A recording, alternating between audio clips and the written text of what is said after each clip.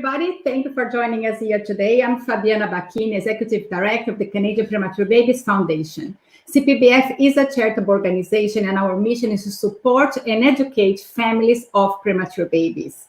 This Preemie Chat series is one of the many initiatives we have to bring information for NICU families and healthcare professionals. Here every Friday, we talk with experts, researchers, and parents who share with us their experience and knowledge. Also on our website, canadianpreemies.org, parents will find all kinds of resources and support. And in anticipation of Father's Day next week here in Canada, we are going to talk about dads with two incredible fathers with very different birth experiences and story. Joining me here live from Toronto is Kojo Mensah, who is a father of twin boys who were born in 2017, weighing a little bit over 900 grams each. The boys spent 4 and 5 months in the NICU. During that time, they endured a variety of challenges related to neonatal respiratory conditions. One of Kojo's proudest achievements is his participation in family integrated care and helping nurture his children to full health. The quality care provided by NICU staff inspired him to volunteer his time in support of the neonatal community. And I'm very happy that Kojo joined the Canadian Premature Babies Foundation just a few months ago on the Family Advisory Committee. Kojo, thank you so much for joining us here today. Thanks for having me. It's always a pleasure. And I will also introduce Joseph Tito, who is a film and TV director and producer that has lived and worked all over the world. He's a single gay man in his late 30s, and 2 years ago, he realized he was ready to start a family and plant some roots in Toronto, Canada. After analyzing his options, he decided to go through surrogacy. Now he's a proud father of twin girls and is documenting his journey as a single parent in his extraordinary blog, thedaddiaries.ca. Tito, Joseph, I keep calling you Tito, but Joseph, thank you so much for joining us here today. Thank you for having me on. And unfortunately, I'm 40. I'm 41. Okay, so I was in my late 40s, but but I'm so very honored to have both of you here. I absolutely love both of your experiences, the way you share your experience so openly and you make yourselves vulnerable. And I think it is so important for fathers all over the world to hear your stories, to hear how you manage in childhood and how you were introduced into fatherhood. So I will start with Kojo. Kojo, tell us a little bit your story. You're expecting twins, expecting everything to be somewhat normal, and then surprise. So guide us through your days, your first few days in the NICU, and what happened there. Yeah, it was not what I expected my foray into fatherhood would be like. It was not a normal experience, I guess. So our boys, twin boys, were born in 2017. Like you mentioned, they're 4 now. They were born at just over 900 grams each. So that's just about 2 pounds or so. Born at 27 weeks on the dot. And they spent, one was 3 months in the NICU and one was 5 months in the NICU. And that was, a roller coaster experience. One of them had, a tougher time than the other, the older one. So the older one, I say, but 6 minutes difference. So the older one had a PDA ligation to correct an issue in the heart area. Both of them had blood transfusions. One of them experienced a code pink episode where essentially he stopped breathing in my wife's arms. I actually missed that episode, but it did happen. That was quite traumatizing for both of us, especially my wife, to see one of the boys basically stiffen up in her arms. Luckily, the NICU nurses and the support staff were fantastic, and they sprung into action and were able to revive him. So it was a very up and down experience. But I think, together as a team. We were able to work through it with the support staff, and we got very involved in the family integrated care. So we were like partners with the nurses and the doctors and the staff. And it was funny. I remember our first time in the NICU, the doctors were on rounds, and we showed up, and we had no idea what they were talking about. It was like a foreign language, and they all laughed and said, soon enough you're gonna start to understand what we're talking about. And I was like, yeah, right. I have no idea what this is. And surely enough, we attended all the rounds, and we started really understanding what they were talking about. We were able to provide feedback and input, and we became a part of their team, and we were able to nurture the boys to full health. So it was a fantastic learning experience. It was hard, but it was a good learning experience for both of us. And we were able to return home confident that we knew what we were doing with the boys when we got home. Absolutely. Joseph, your experience is a very different one. You had to plan every step of the way, Yes. go to another country, cross the ocean to really bring your girls back. So tell us a little bit of how it all started. Well, yeah, like you said, I was approaching my 40s, and I said, it's either now or never. And I looked into adoption, and as a gay single man is very, very difficult. And so then I looked into surrogacy, and so I went with an agency that was advertising same-sex couples and single males. The agency was in India, but the process would be done in Kenya. And so I decided, and I wasn't planning for twins. I found out, my experience, I went through 5 embryo transfers. So it was a long, like you said, roller coaster ride. And finally she got pregnant, and then I found out that I was having twins. And so that was, anyway, I dealt with that. And then, so they were born in Kenya. They were born 1 month early. Stella weighing 5 pounds and Mia 4 pounds. So they were luckily only 1 day in the NICU, which thank God, because I couldn't even imagine, Kojo, what you went through. But yeah, so then I was in Kenya when they were born, and then we had a hard time leaving Kenya because the Canadian government wouldn't give citizenship to my girls. And so thanks to social media and my amazing followers, and it just went viral, and they bombarded the Kenyan embassy, the Canadian embassy, with just emails and text messages and everything. And 2 weeks later, the embassy called me and said, just take a temporary passport and take a temporary travel document and just go. And so I was like, perfect. And so then I had to sponsor the girls, and last year they got their citizenship, and then I think a couple months ago they got their passports. So now they're Canadian citizens. And that's kind of, in a nutshell, my experience. Wow. And I know it was a long journey. And when I watch your videos, I'm sharing here your blog, but you also very active on Instagram at thedaddiaries.com. Is that correct? Or it's not .ca, right? It's .com or .ca? The Instagram handle is thedaddiaries.ca. That is correct. That's the website. Yeah.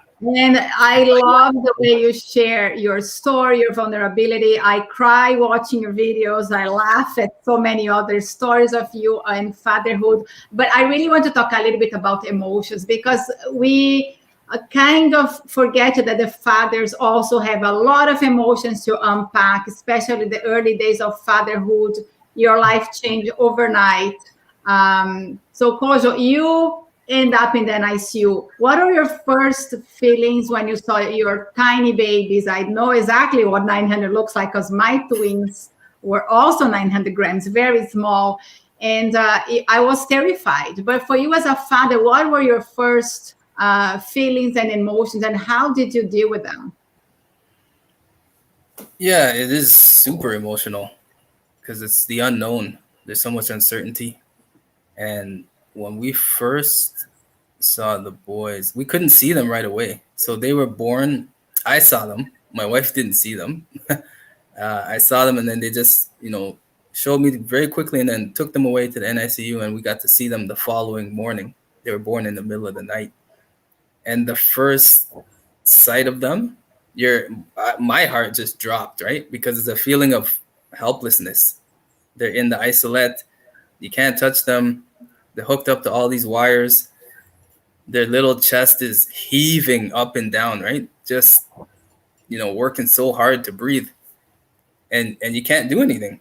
You just have to trust the nurses and trust the doctors and trust the process. And I think the word to describe it for me would be helplessness in the beginning. Luckily, my wife was, because we were told they're going to come early. We just didn't know how early. So my wife she loves to research information. So she was online searching up, NICUs and premature birth. And we saw a lot of photos, which were quite scary, to be honest. But it kind of prepared us for what we were going to see. So when we saw them, we were like, oh, it's not that bad compared to what we saw online. But still not being able to hold them and hug them and touch them, that was difficult. That was emotional. Absolutely. Joseph, how about you? You also had, they came a little bit earlier. We spent a day in the NICU, but did you have a bigger range of emotions because they were not as tiny, but you introduced into fatherhood also in a very unexpected way? See, my experience was a little bit different because then when 10 days before I flew to Kenya, the agency emailed me and said I had to have a female companion with me or else I couldn't see my babies or have my babies. So luckily I had a girlfriend of mine come with me. And it wasn't as straightforward as it was. So we couldn't talk about surrogacy. It was, so we rushed to the hospital. They literally showed us, me and my mom came with me too. And my girlfriend was with me. They showed us and I literally picked them up for 1 second. I remember counting their fingers and their toes. Mia was 4 pounds. So, I couldn't even imagine 2 pounds for you guys, but 4 pounds to me, I was like, I can't, she fit in my hand. And so I even remember the first diaper I had to change. I was like, their diapers came to here. And granted, Kenya didn't have in the hospital, they didn't have premature diapers and they didn't have this and they didn't have, so literally a size 1 was to here to them. And it was just, to me, it was so much happening. And being scared for not being allowed to see them if in case anything came out that it was through surrogacy. It was, to me, it was a blur. All I remember was what Stella was screaming. Mia was just peaceful. They handed them to me. I counted their fingers and then they took them back. And then I had to leave the hospital and I couldn't even stay in the hospital. And then the next day we got to go back and they brought them to the surrogate's room. And that's when we kind of spent time with them. But yeah, for me, fatherhood, postpartum depression, I think it's 28% of men experience postpartum depression. And I for sure did. I lived a life that was very everywhere. I traveled everywhere. I worked crazy hours. From executive producing to all of a sudden I was at home, stuck at home, not being able to move with 2 of them. And the first 6 months, were a blur for me. I didn't even know who I was or if I was sleeping, if I wasn't sleeping, but yeah, my experience was a little bit different. I wish I would have had more of a not typical birth story, but not had all this legal and being fearful for being gay and for going through surrogacy and for stuff that had a contract and everything was already done. And then all of a sudden it was like, okay, you can't say surrogacy. You can't say you're gay. You can't say this. You can't do that. With my girlfriend, we had to come up with pictures. And we've been friends forever, so we had tons of pictures, but legally we had to show that she was going to be the mother. And so I wish I didn't have all that stuff to worry about, and just been more present in the actual birth of the girls. But okay, there's a lot there to unpack, but you mentioned something very, very important, because this is something that is also not everybody's radar: postpartum depression. For fathers, we know as a fact that happens for fathers, and in PTSD for NICU fathers is much higher than on the average, when parents have a term baby. So, and I think this is not something we talk about enough. And I think the fact that you brought it up, that is real, right? So how did you get help? Did you reach out to help? Because this is real and it happens, and fathers might not be able to seek help, or there is a stigma about the father has to be the strong and hold the tent for the family. well, for me, I mean, there's hardly any information on postpartum depression for men, and I didn't even know that's what it was. Like, I just thought I was tired, and but it got to the point where, I mean, just the lack of sleep, and I would cry myself in the moments that I could sleep. I'd be crying to sleep because I was like, what did I do? Like, and the first 6 months, it was just me. And then I got a nanny because I had to start working. And again, it's just me. I'm a single dad. So I had to work. So I ended up getting a nanny, and that really helped. But then slowly I started reading on, because I thought postpartum depression came from hormone. Like, for women, it's hormonal, and it's for men, it's not. That's not the case. But then I started reading the symptoms, and I started reading. And so for me, that kind of helped, knowing what it was, to then be like, okay. And then slowly still, I mean, the girls are 2.5 now, and, things are a lot better. But still, you go from this free life of doing whatever you want to all of a sudden having to have a set routine. And especially with twins, you guys, I'm sure, could agree. The routine is like, you don't know. They're in bed that time, they're laughing at that time, they're eating at that time. Doesn't change. So just day in, day out, the same thing. It's like Groundhog Day, kind of like over and over and over and over again. But it gets better. It does get better, way better, I find. Yes. Anyway.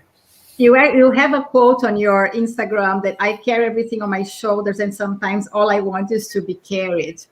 And I love that, because I don't think fathers express that enough. Certainly not my husband. He wants to carry the world on his shoulders. And, I feel that it's very hard to ask for help. And I think we all need help. We're all humans, and you all deal with this situations differently. So I have a comment here from Kendra. Kendra is actually a mom of triplets in Calgary. Kendra, thank you for joining us. I love this amazing story, so different from my own experience, but also so relatable. Thank you so much for sharing your family stories, Joseph and Kojo. And also I have here Sarah from Barrie. She's watching us live with baby Lachlan. Thank you, Sarah, for joining us. And feel free to share your stories, because I think it's very important when we share stories. But I really want to talk about a little bit the bonding with the children. While you guys talk, I'm gonna share the pictures of Kojo in the NICU with the babies, and Joseph. How to build that bond with the baby when you're going through this overwhelming emotions. Kojo, you are, the powerless in the NICU. Joseph, you have to deal with legal now and hide behind this stigmas that still exist in our societies. Let's talk about bond with your children during that time. Kojo, I'll let you lead to start the conversation. Yeah, the bonding was awesome. When we finally got the clearance to hold them, that was a turning point in creating that connection. Because until I could hold them, I honestly, a lot of the process, I didn't feel like a dad. I was just in survival mode, right? And you're just running on fumes. And Joseph can probably relate. And when we got to hold them, that's when I felt the connection. And I was a bit nervous at first. You see one of the photos, I think it was Miles, he had like the tubes and everything.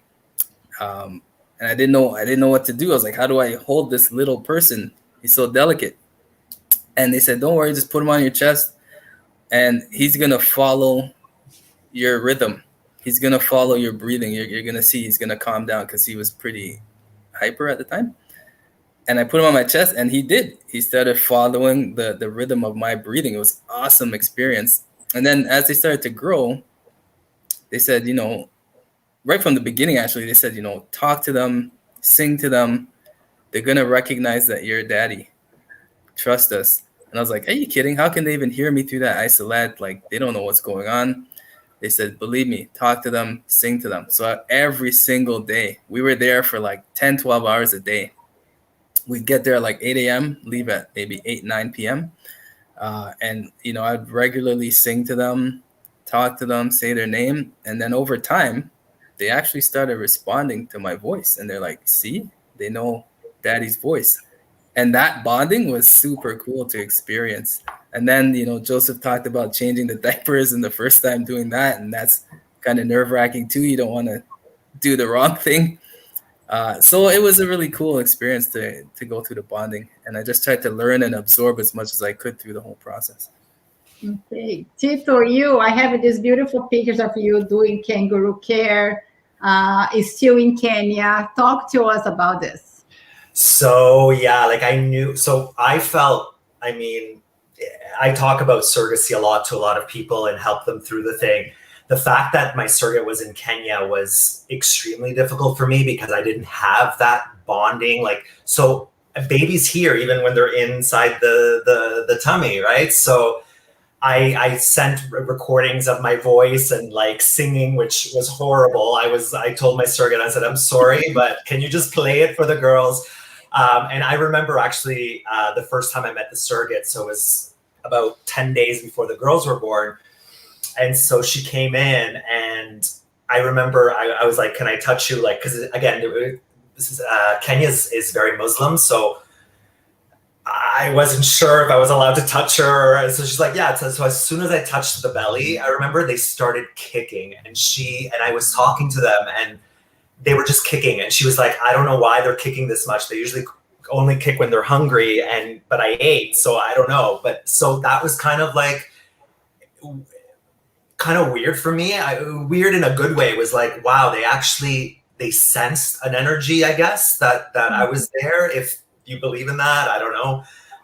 But then when they were born, I knew about skin to skin. So the first thing I did was ripped off the next day when I went in, I ripped off my shirt. I put them both on my chest, and I just held them. And, again, having that feeling kind of guilty that I wasn't able to be there for their first 9 months. But I don't know. I feel that the bond, that children just know. Children just, they sense, they know who their parents are, or they sense, and even now, to this day, every night I read to them and I sing a song. And if I don't sing a song to them, they're not going to sleep. So it's just, yeah, it's beautiful. I think it just happens naturally for me anyways. As soon as I held them, it was like, okay, this is it. Wow. Joseph, and talk to us a little bit about we have this moment, the beginning, an immediate bond with the girls.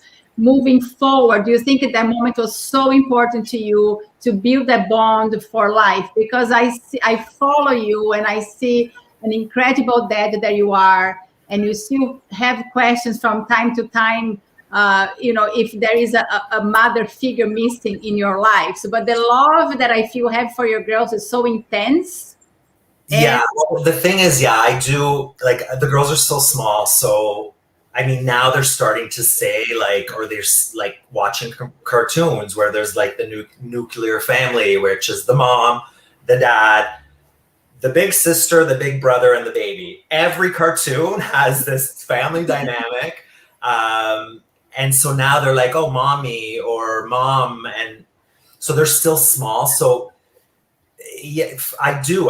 For me, it's I do feel guilty, that I kind of feel selfish that, I wanted to have kids and not have, but not even so much a mom figure as in a partner. But at the end of the day, what I think is, as long as you give them love, kids, that's all they need. They need love. They need love, and they need to feel loved, and they need to feel protected, and they need to feel secure. And so my girls are happy. My girls are, they wake up and they sing to each other. They talk and they laugh, and they're constantly playing and happy. And also I'm very close to my family. I live just down the street. My mom plays a massive role in their life, my mom and dad. But my mom's really present. So, and I have a ton of girlfriends. That, but like just the other day I did this post about periods, and, as a dad, a lot of dads don't talk about that. And a lot of dads, we don't know about this, and we don't, like, I know, like, how am I supposed to know? I mean, I'm a gay man. I don't know. Like, I don't need to know about it. But now I do. And I think dads have come a long way, and are still, we still need to, change with the times. But I think we are coming a long way to be, both mother and father figures for the kids. Absolutely. And actually, there is a cartoon called The Loud House, when it's still for a little older kids. There are two dads. Yeah, so my mom just saw it on YouTube actually 2 weeks ago, and she was like, "Oh my God, there's two dads!" Yeah, it is awesome, because I think that slowly we have to, change people's minds and sitting like, this is real. This is who defines what the family is, right? Like, there's different models of family. So, and continue that conversation. I absolutely love this picture. And it's June, it's Pride Month here in Canada. We should be celebrating Pride every single month of the year, because that's not 1 month of the year. But I love that you bring your girls to the Pride Parade to really know the importance of being, acceptance and equality. And I love that you do that and raise children with we are all the same, and all we want to love and be loved. So talk to us about this experience, or going out with the girls as a gay man, the father of twins. Do you face this stigma, or how is it for you? I mean, I don't really face the stigma, because I don't care. Being very active on social media, I do get, the comments here and there for people that don't agree with my lifestyle, or don't agree with surrogacy, or don't, but at the end of the day, like, for me, what's important is my girls. Mm-hmm. Whatever other people think, I don't really care, as long as they're happy. And yeah, like, to me, we were talking, Kojo, before we started. You said, we're both from, you're Black, I'm gay, and da da da da. Like, my girls don't see that. Like, their surrogate was Black, so actually, when they see a Black person, they're like, great. Like, they actually feel connected to them. Like, but I mean, in my household, there is no Black, gay, lesbian couple. They're just people. They're just people, and that's what I'm teaching them. It's and Pride. Yes, I bring them out to Pride, and I mean, just, they love it, because it's just craziness. And I remember the first Pride, they were, I think they were like 7 months. Mia slept through it, and Stella was just like, she couldn't believe it. She was just everywhere looking, and yeah, it was, are we still on? Oh, I thought sorry. Yes. So, Kojo, for you, when you go out to daddy with the kids as a dad, do you go to groups? Did you face, okay, I'm the only father here? Because we still hear a lot of fathers take a paternity leave, and they go to groups, they go to activities, and there is only one dad or no other dad. But it's only mommy and me, mommy swimming, mommy and mommy, and mommy and mommy. That's all there is. There is no daddy and me, or, daddy yoga. Like, no, there isn't. Mm-hmm. Yeah, I can attest to that, because in the NICU, they offer all kinds of parenting sessions to teach you about different subject matter.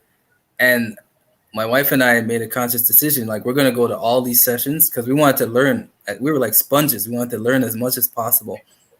And every time I went to a session, it was all moms. And Well, 95% of the time, it was just me as the dad. Maybe one other dad would show up here and there.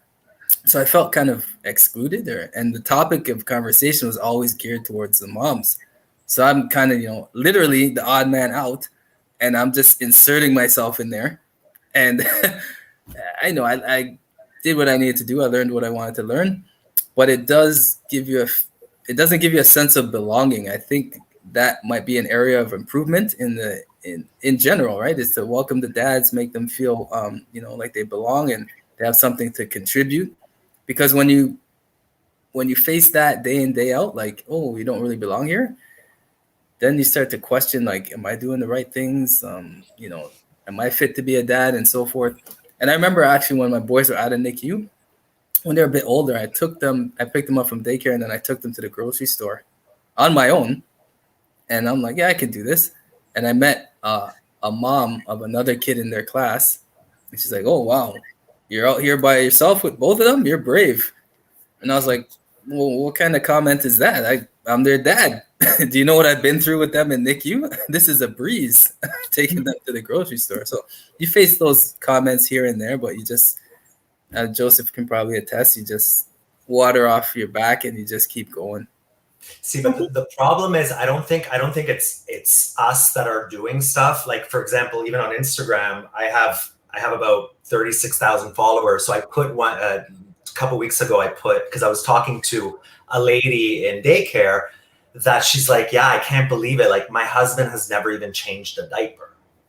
So I put it on my story and I said, okay, so guys, mostly moms follow me, mostly women follow me. And so I said, okay, how many of your husbands have actually changed diapers? And 30% of my followers have not changed diapers. Men have not changed diapers. That blows my mind. Like, you know what I mean? So I think that's the problem. The problem is that there's not a lot for dads, because a lot of dads aren't stepping up. And that's when it's now time for these women to be like, no, you're changing the diaper. You're doing this. Because, like, I've been home for 6 months, just like not working, just a dad for 6 months. And it's a lot harder than any job I've ever had. Like, I can't, like, men don't realize, okay, well, they go to work, they're making the money. Yeah, but your wife's home and she is going through hell and back. And when you get home, you best be changing that diaper. You best be feeding that child. You best be giving her some time out, because she needs it. So yeah, I think that's part of the problem as well. Yeah, I think there's a lot of cultural issues there, right? The role of the female, the role of the male, and who is who raised the children, the caregiver role. It seems to be automatically fall in the mother's shoulders, which is very hard, because we also work full time. We also left our jobs, and there is that thing, okay, but you should be doing this because you were born and raised that way to do that job. It's like, I didn't. So there is, I think, a lot of conversations that we have to have as a society, and definitely in the NICUs, to really include fathers the best that we can in the care of their babies. So I want to bring it up, the fact that with all COVID and restrictions in the NICU, that is happening around the world. A lot of moms are the ones who are staying in the NICU because there is one parent at a time in a lot of cases. Some hospitals have a visitor time, so the dad is the one that is not present in the NICU because of the restrictions. So based on your experience, do you think this could affect bonding with the babies after discharge? Yeah, I mean, it depends on the individual and the circumstances, but a lot of it is a mindset. And trying to stay connected throughout as best as you can remotely, so that when the discharge happens, you're ready to connect and bond with your child or your children. And like I said, learning as much as possible from the doctors and the nurses and trying to stay connected is so crucial. in giving the dads like the comfort and the confidence to care for the children or the child after discharge. But COVID, I can't even imagine going through the NICU experience during COVID. Like, NICU is extremely challenging on the best of days. So with COVID on top, hats off to everyone going through that at the moment.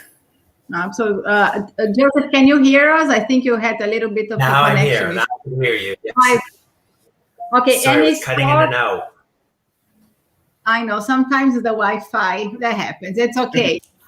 Just any final thoughts on fathers' engagement and any advice for dads listening to us today on fatherhood, beginning this journey into fatherhood? Any final thoughts from me? Yes.